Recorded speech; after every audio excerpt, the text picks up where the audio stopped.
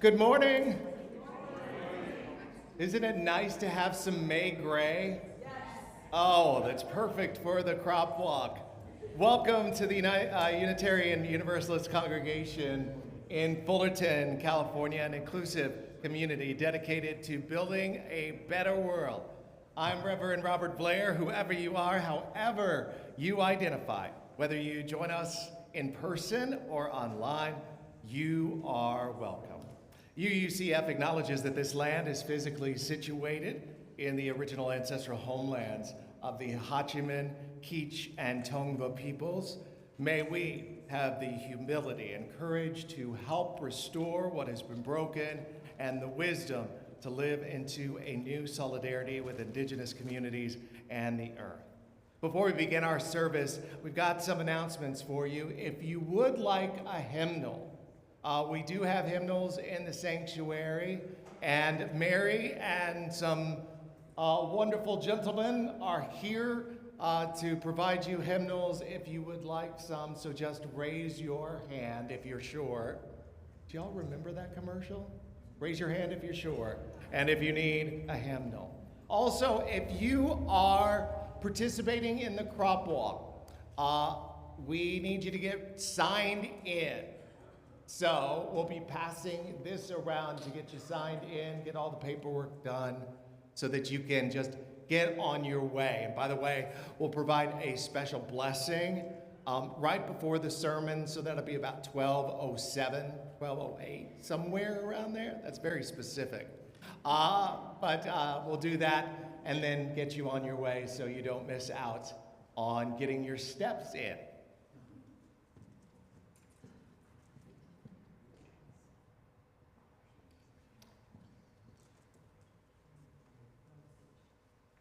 We're in the middle of our home aid diaper drive. We make it really easy for you. You can bring items to church next Sunday, or you can drop them off at Mary Bott's house anytime. Our Teen Hangout happens this week on the fourth Sunday, 7 o'clock. Join Megan Watson for some fun and bring a friend. We hope that you will join Megan for lots of fun. She puts a lot into it and lots of goodies. Brings a lot of goodies too. This Saturday, 6 o'clock, something for the younger adults. Come enjoy board games, pizza, and brews at the Bott's residence. Contact Mary or Megan to RSVP. That's Mary Botts and Megan Watson. Linda Duarte Wolf invites you all to join her at the Fullerton Elks Lodge. That's coming up 5:30 for some tasty Tuesday tacos and more. It doesn't have the exact date. Is this Tuesday, Linda? For the Tasty Tuesday tacos? Last Tuesday of the month. The 27th. Thank you so much. On Saturday, May 31st, you're in for a treat. Rose London will present a wildly imaginative one-woman show titled Bella Lugosi Meets Edna St. Vincent Millay. It is here in our sanctuary as a fundraiser for Planned Parenthood. Tickets are $20, and just a note that this does contain adult content. We'll be sharing our joys and sorrows a little bit later in the service, so if you're in the sanctuary and you'd like to share, the slips, they're pink, they're in the back. You can fill them out. I also have people emailing me throughout the week with joys and concerns. You can do that as well. And fill them out up to the end of the time for all ages. If you're joining us online, I invite you to post your joy, your sorrow in the comments section, as well as saying hello. And now, about 1, 2, 3 minutes for you to say hello to one another in the sanctuary.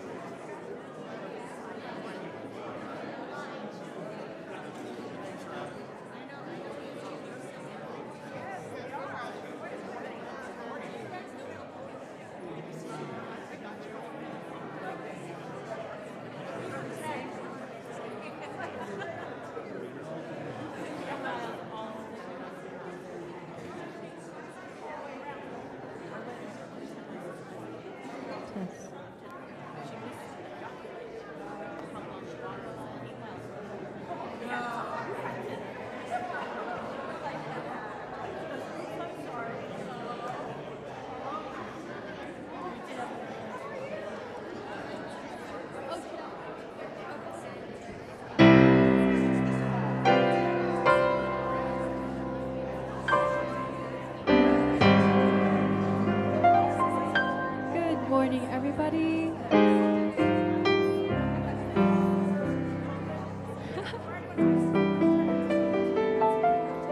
Happy Sunday. Perfect. Thank you. I hope you're all having a wonderful morning today. We are excited to open our opening hymn with Enter, Rejoice, and Come In. Please rise in mind, body, or spirit and join us in singing.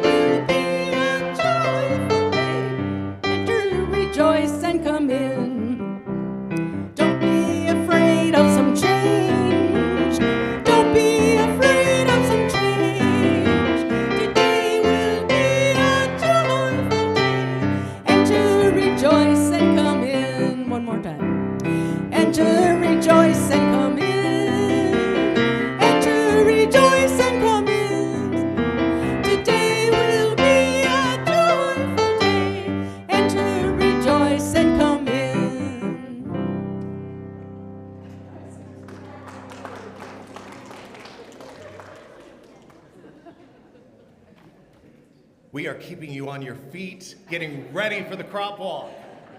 Already doing some dancing.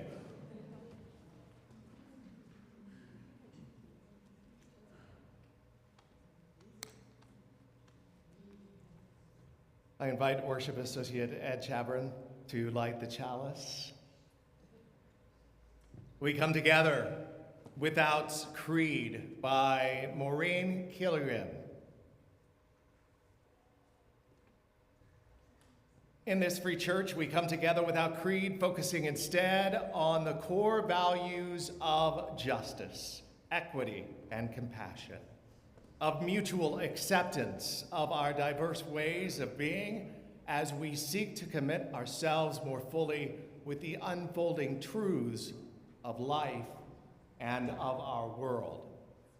We come together in shared conviction that all people deserve a voice in matters that concern them, and that it is up to each of us to protect the rights of all, particularly those who, for whatever reason, have long been held in silence.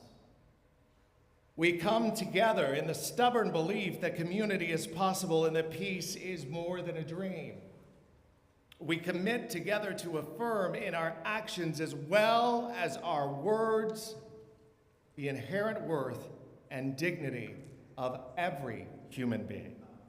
We come together in awareness of our interdependence with all humanity and with the wider web of existence, for that too is a part of what is meant by we. In this free church, we come together without creed, believing that the way we live in the world bears testament to the value of our beliefs. We have lit this chalice as a beacon of hope for all who have gathered here this day, for all who have ever walked through our doors, for those who may yet find this spiritual home, and for those whose paths will never come our way. And for all this, and for all those things we dare to hope and dream, we kindle our chalice flame this day. Please join me in the saying of our universal affirmation, if we can bring that up on the screen. This flame affirms the light of truth, the warmth of community, and the fire of commitment. Love is the doctrine that we share. The quest for truth is our sacrament, and service is our prayer, to dwell together in peace, to seek knowledge and freedom, to serve human need. Thus do we covenant with one another.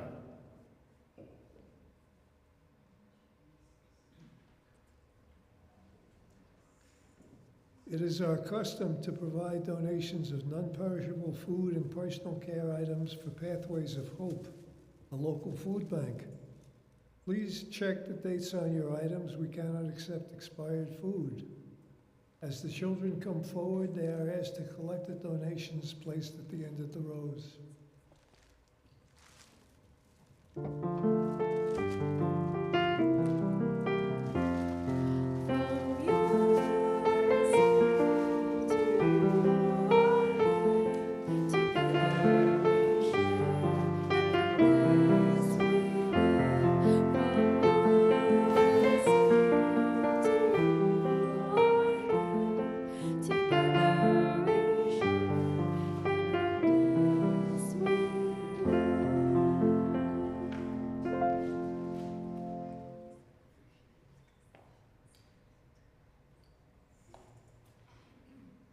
Good morning, everybody. Hello, hello. Oh my gosh, look at these Crocs. So decked out. I love it.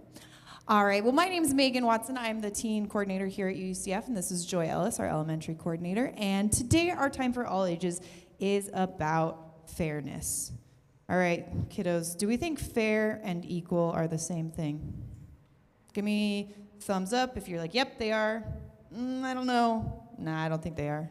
Oh, we got lots of middle. Oh, we got like everything going on here. I love it.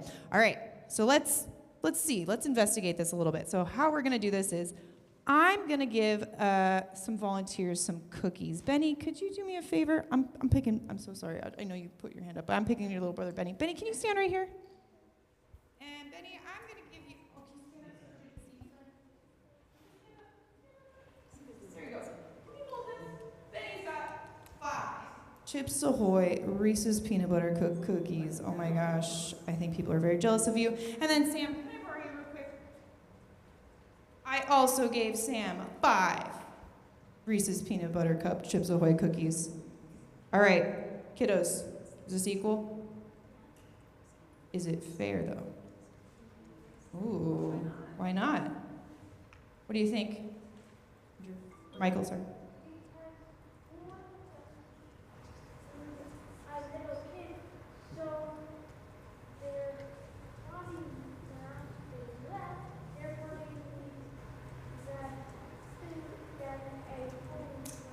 Oh, I like that answer. That was so like scientific. Their body mass is less because we have a smaller kiddo and a fully grown man. I like that. I like that. All right, let's see some other things. What did you have for breakfast? Hot Tarts. Benny, what did you have for breakfast? Ooh, muffins. Okay, so maybe if one of them had a little less food, their cookies should be distributed a little bit differently. Yeah. What about Benny, are you allergic to peanuts? No. Sam, are you allergic to peanuts? Yes. Uh-oh. Should Sam have any of these cookies? No. So. Uh-oh. Is it equal? No. But is it? It's equal. Well, it's not equal anymore. And Sam left because we almost poisoned him. By the way, just spoilers, he's not actually allergic to peanuts, so that was not dangerous in any way. Thank you. I promise you can have these cookies in a little bit, okay? Don't take them away from me. So friends, when we talk about fair versus equal, sometimes equal is not the same thing as fair. Equality is a good thing. When we talk about people being equal or having equal rights, we mean all people have the same giant amount of inherent worth and dignity. But as we saw, fairness is a little different. Fair doesn't mean we get the same thing as everyone else. Fair means that we go beyond what looks equal and instead ask a lot of questions like, what did you have for breakfast? Are you allergic to peanuts? Maybe one of you is taller than the other one, just a little bit. We're beginning to see that fairness is complicated. As Unitarian Universalists, we talk a lot about justice. When we use the word justice, often we're talking about fairness. When we see something that's unfair, we believe in saying so. And just like we had to talk about ways to divide up the cookies, sometimes we need to talk a lot about how to make things fair. This can be complicated, but it's a wonderful thing that Unitarian Universalism believes in equality and in fairness, even when those two ideas are a little different. So I promise, kiddos, you all get some cookies. Do not worry. But we'll distribute them in a fair way. Mwahaha. Just before we go, Joy and I will be joining the crop walk. So if you or your family are not joining the crop walk, you might be coming back to service a little bit early, depending on when service ends. Just a heads up, parental units. All right, friends, let's go.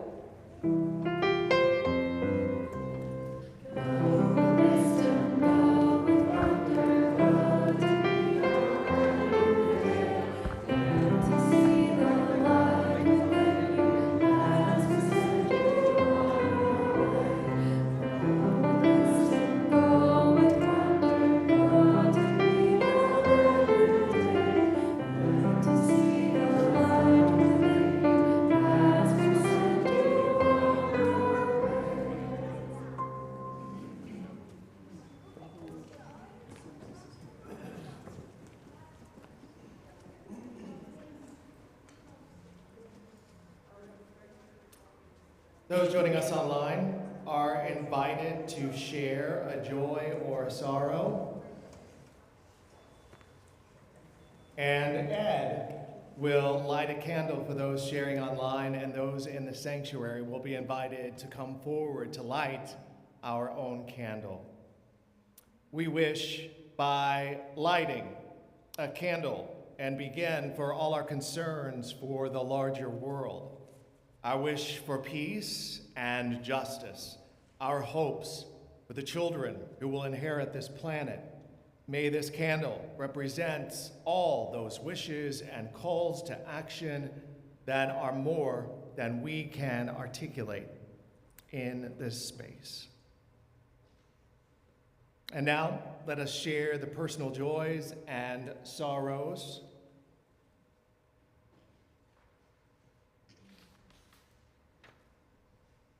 Two joys from Jeff Greenman.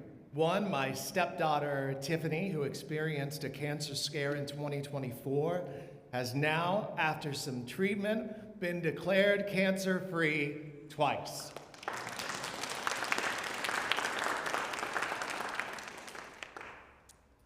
Number two, my son Cole, who lives in Austin, Texas, with his girlfriend Keely, recently proposed to her and she accepted. The date, TBD.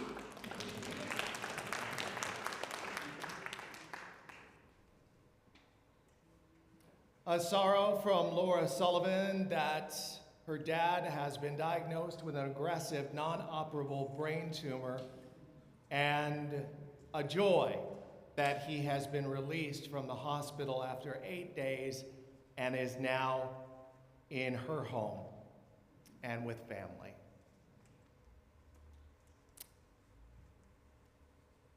A candle lighting for Al Danzig. He had surgery on Thursday, like we told you about last week, to insert a valve to his heart, and a pacemaker procedure on Friday. He's made it through, that is the joy. Al is at St. Joseph's Hospital and may be transferred to Kaiser for physical therapy until he is able to come home. So a joy and a concern.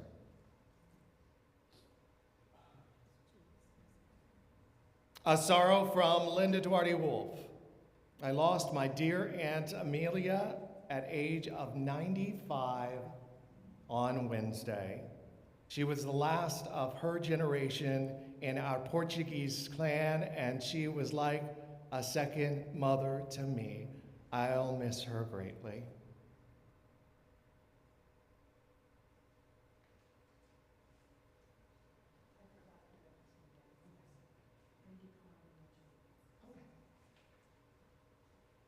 A joy that Wendy Karn has graduated, and we say congratulations.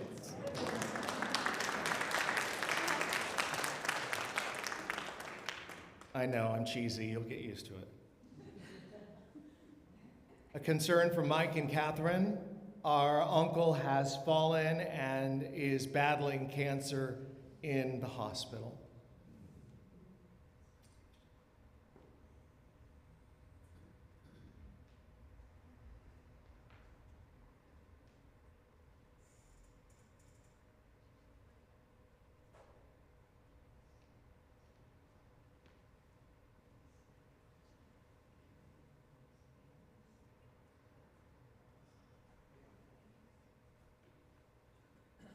Gary and Allison Daniels, your daughter got married on Saturday? And they're here? Oh, okay. Pardon me? Oh, it was a week ago. Okay. Congratulations.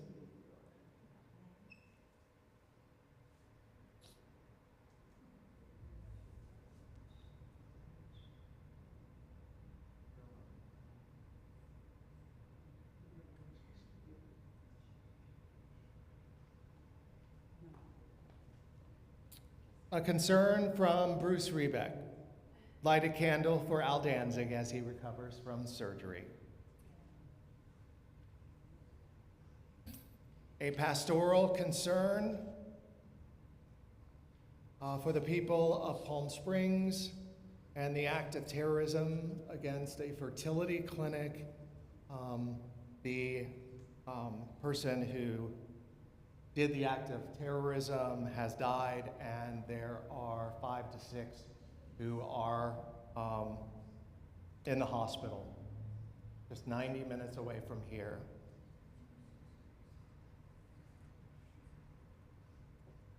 We now light one more candle for all the joys and concerns and sorrows that remain unexpressed but are still close to our hearts. And now, please join me in saying the affirmation. We join you in celebrating your joys. May you feel our love and compassion for your sorrows and concerns. For all that is spoken and unspoken, may the caring of our beloved community sustain us all.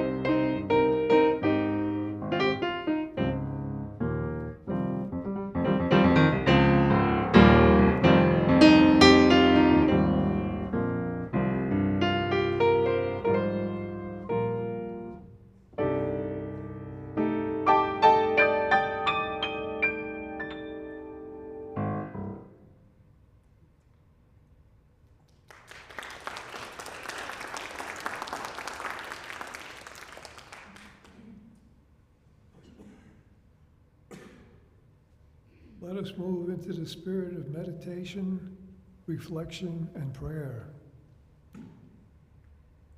Maybe prayer doesn't mean talking to God at all. Maybe it means just listening, unplugging the TV, turning off the computer, quieting the mental chatter and distractions.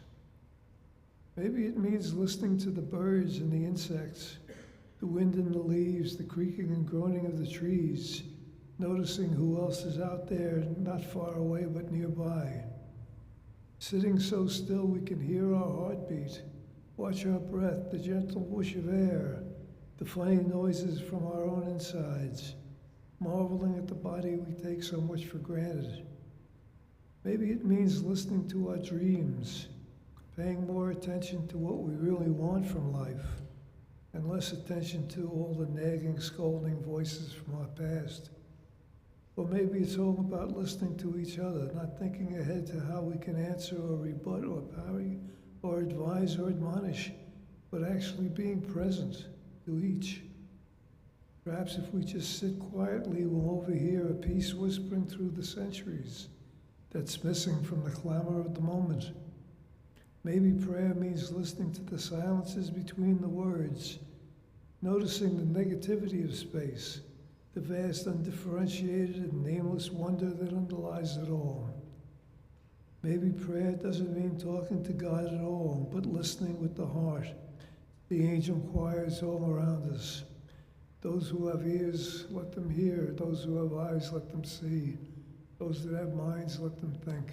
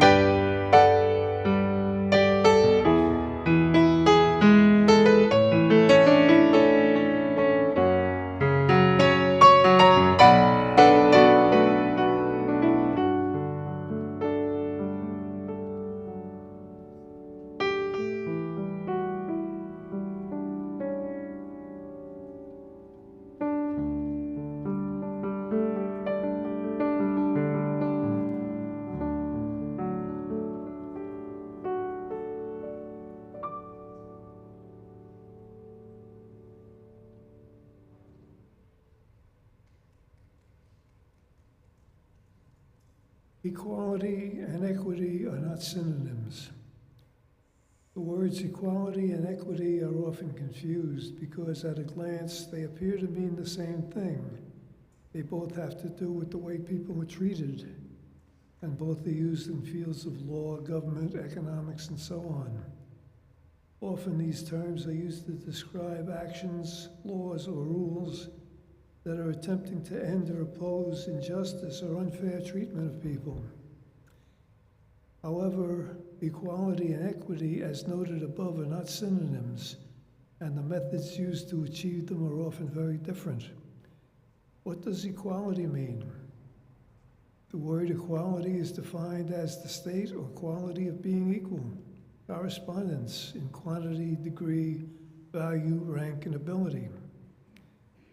Equality is usually simple to understand. 3 buckets that all contain 5 apples are in a state of equality. They have exactly the same amount of the exact same items.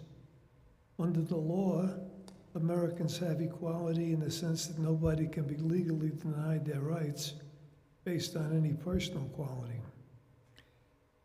The word equity is defined as the quality of being fair or impartial, fairness, impartiality, or something that is fair or just. Equity is more complicated than equality. The complication with equity is that people often disagree on what is just or fair.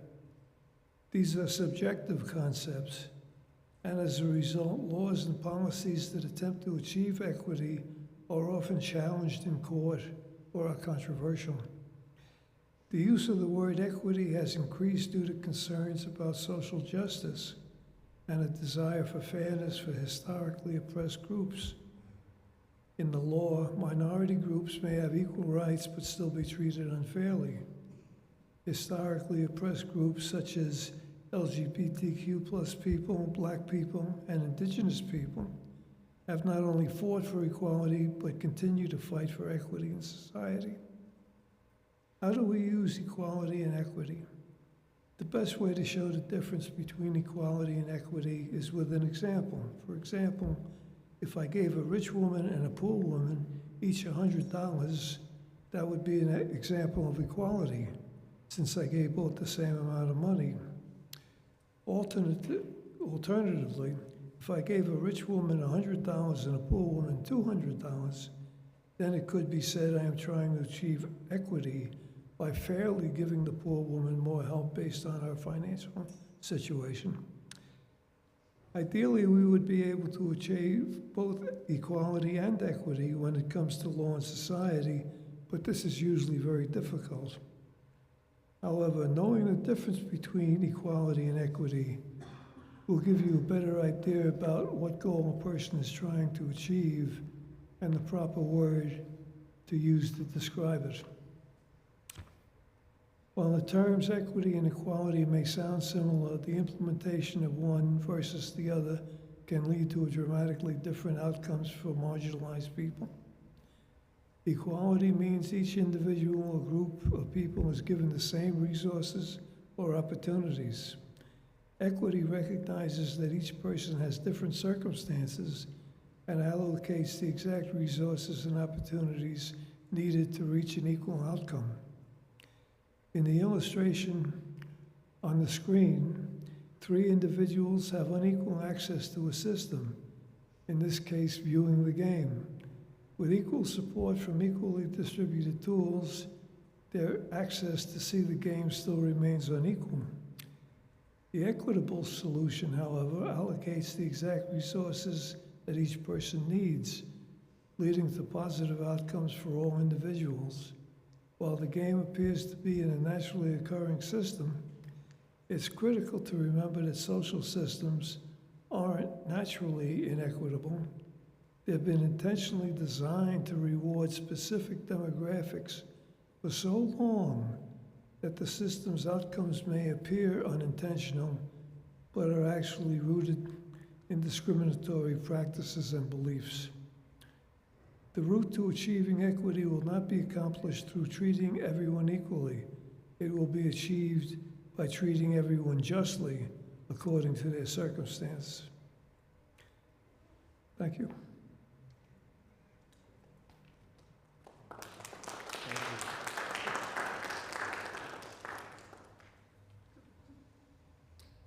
The sermon is going to be about 10 minutes. Ooh, that's pretty good, right? So if you would like to stay for it, crop walkers, you can. However, I would like to bless you. So if you would stand in body or spirit. And then if you want to sit down and listen for the next 10 minutes, you can, or you can go on your way. That's no guilt trip.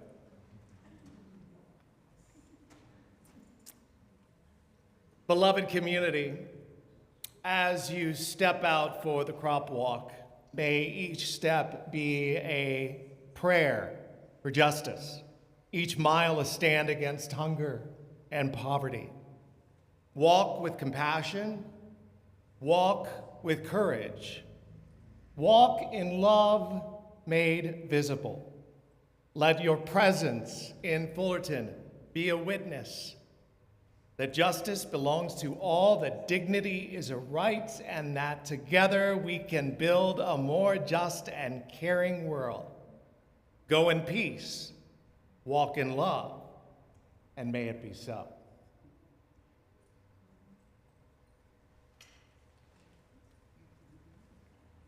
We can go back to the slide. Actually, you can go ahead one. And on the right, this is what we fight for, right? We fight for equity so that everyone can see the game. On the left, that is what the current administration wants us to go back to, or even further, actually heighten the wall. That's what we are up against. And since my time at UUCF, during the service, there have been 5 words that you all say, that I say now, that have stayed with me. We say it every Sunday in the unison affirmation when we light the chalice. And those 5 words, do you know what I'm going to say? Where service is our prayer. Where service is our prayer. I don't know about you, but religion has a PR problem. Much of its problem and much of the criticism is around walking the walk. There's a lot of talking going on, talking the talk, but the walk part, not so much. Each week, those 5 words have hit me in the heart over and over. They are the reminder of why I'm here. I hope that the reminder of why you are here. Yes, luncheons and gatherings and songs and readings and testimonies. Oh, they fill our hearts, right? Don't get me wrong. But now, more than ever, as that fence goes higher and higher, the world needs a lot of prayer, and in Unitarian terms, that means this world needs our service. Service toward each other as we try and navigate these really, really difficult storms. And it's every day, something new. Every day, to take our eyes off of what is important. Every day, something to make our blood pressure go up. But what you see, or what you saw on the screen, is what is important right now to us as a faith community. And as we gather, some of us following Christ, others taking guidance from the prophets of the Hebrew Bible, some using Buddhist philosophy, other of us agnostic and atheist, just trying to love and make the world better, we are reminded every week that service is our prayer. We look to the UU principles as our guide, as our compass, as our map. And today, you got it, principle number 2, justice, equity, and compassion in human relations. I will share with you one of the key values of progressive Christianity, which drives my faith and my walk.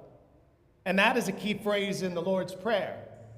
Thy kingdom come, thy will be done on earth as it is in heaven. I mean, you've heard it said before, but its essence and true meaning got lost by many.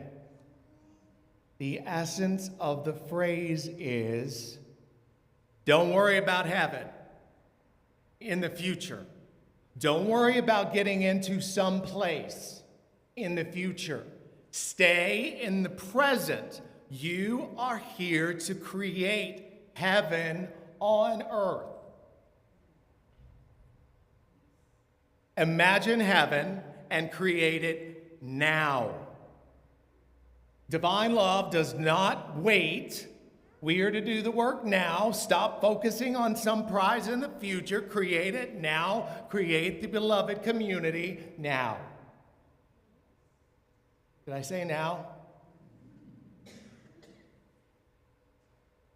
And what does that look like? What is paradise and unlimited love and grace and mercy? What does that look like? It looks a lot like that right part of the screen. It's a start. It looks like everybody having food and safe water. The people in Flint, Michigan, keep asking them if it's gotten better. It looks like everyone having shelter and clothing and good health care and good education. It's been 2,000 years since that prayer was said, and here we are, some calling this a Christian nation. Really? Actually, we all know that we are going backwards. While an administration pushes nationalism, or what they call Christian nationalism, which actually perverts the message of the gospel. What does it try and do? It tries to grab power, dresses it up with crosses on flags, and flaunting prayer meetings in the Oval Office. So today is a reminder of why you are here, why we are here, why those who are doing the crop walk, actually walking the walk, are here. It's just a reminder. It's in our principles, but we need that reminder to focus on what is important. And if you ever need that reminder, just look at the principles. Start that out every morning, meditate on them. Today, as anti-LGBTQ+ and anti-diversity and equity and inclusion policies sweep across the nation, we must remain steadfast in our commitment to liberation, justice, and the radical love that we are called to give. As we head into Pride Month, my siblings, I have to tell you, have endured dangerous and escalating attacks, particularly transgender individuals. Pride festivals are on guard for violent attacks, and some Pride events have lost, in some cities, 90% of their funding. As those big companies that were with us last year and the year before say we're too scared to take a stand and have abandoned their support. There have been broader efforts to dismantle diversity, equity, and inclusion initiatives.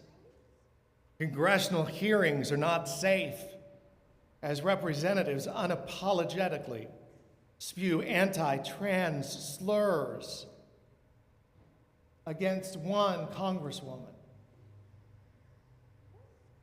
And the president has doubled down on executive orders aimed at erasing transgender rights, and the Supreme Court backing the president regarding trans people in the military.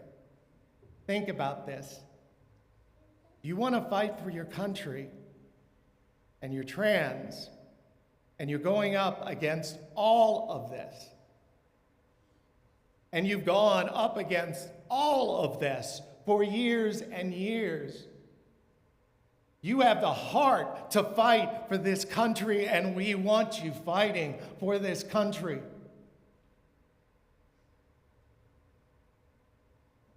These actions are not merely political maneuvers. They are calculated assaults on human dignity.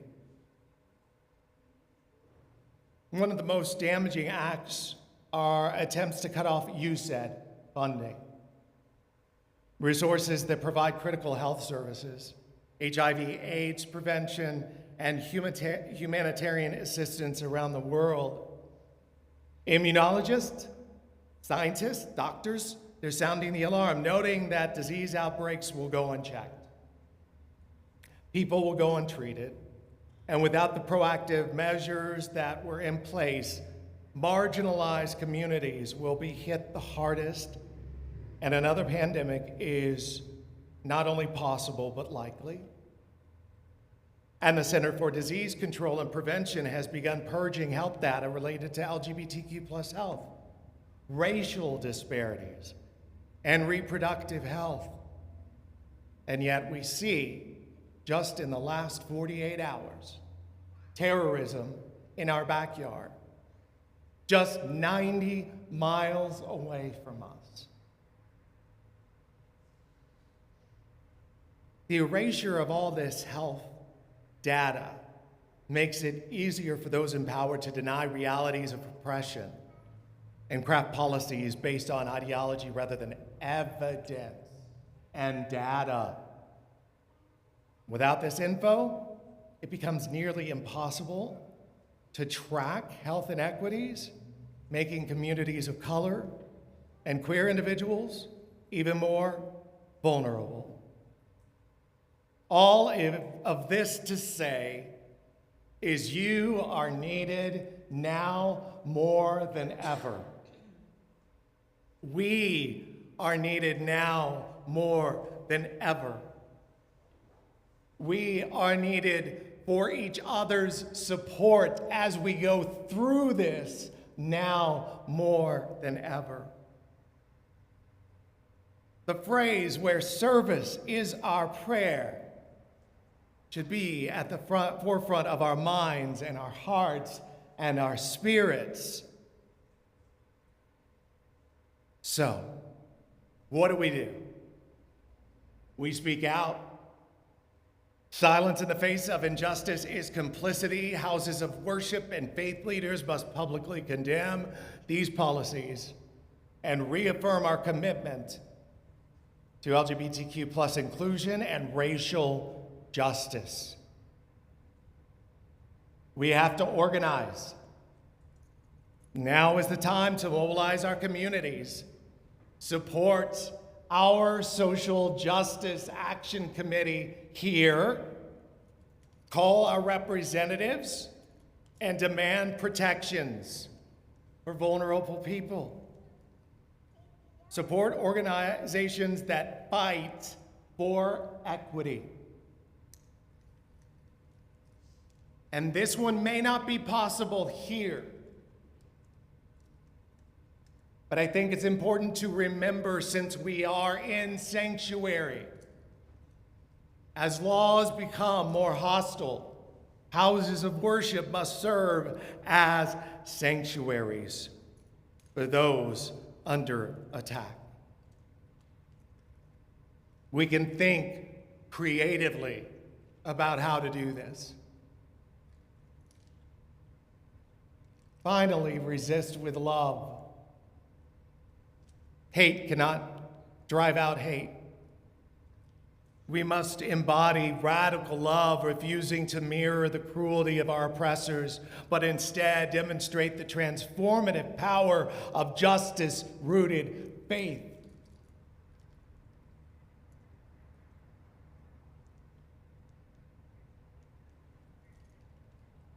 This is all really deep and heavy.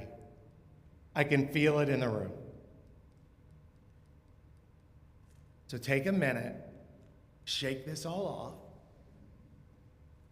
Do like Taylor Swift says, shake it off. It's a lot. This is a lot to carry. That's why we don't do it alone. That's why we have each other here, right? So yes, we can give a blessing to the crop walkers. Let's do it for each other. To go forward, hearts open, spirits stirred, hands ready to build, knowing that love is not a quiet whisper. Love is a moment and a movement. Love is justice in action. Love is equity made real. Love is compassion that refuses to look away. This is the promise of our faith. This is why you're here. Yes, the food afterward is great. But again, this is the heartbeat of our second principle. Justice, equity, and compassion in human relations. This is not just a theory out there, but a practice in how we speak, in how we serve, in how we pray, where service is our prayer, in how we show up for one another and for this aching world. Because love, when lived boldly, can move mountains.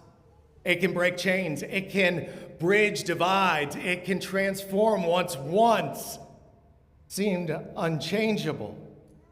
And as we rise with that love, may we hold fast to these words from Margaret Mead. Never doubt that a small group of thoughtful, committed citizens can change the world. Indeed, it's the only thing that ever has.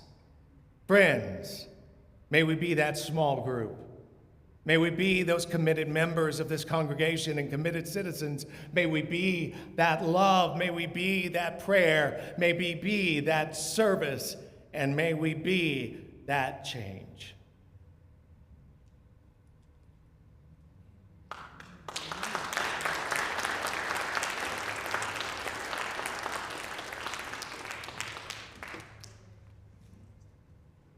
At UUCF, we embrace the possibility of a world filled with peace, acceptance, love, justice, and joy.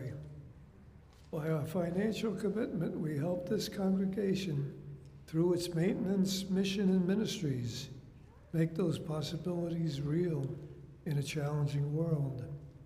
A basket is being brought around the sanctuary, and there are payment options on the screens. Whatever you are able to give is received with gratitude. We thank you for your commitment and generosity.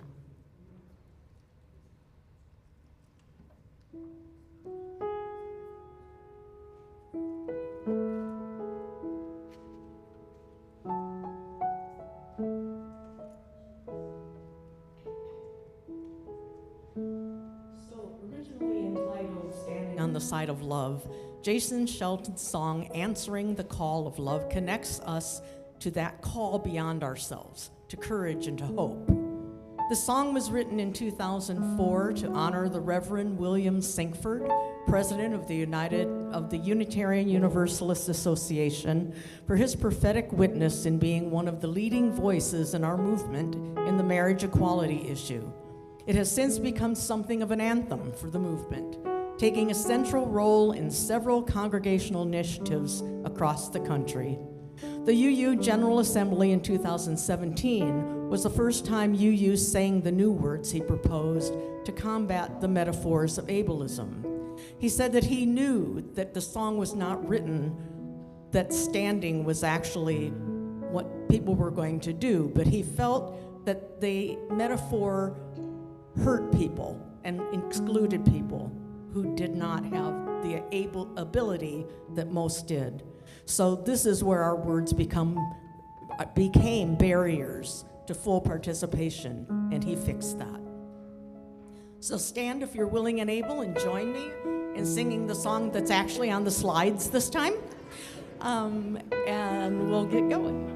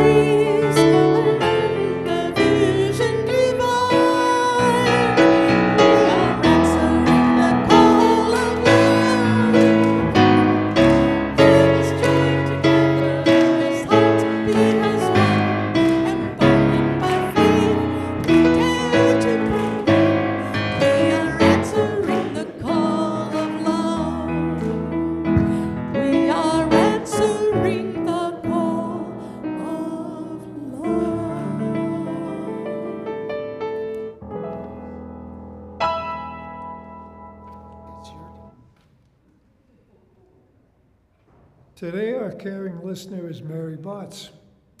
You can speak with Mary after the service if you have any concerns or would simply like someone to talk to. And trust that what you share is always confidential.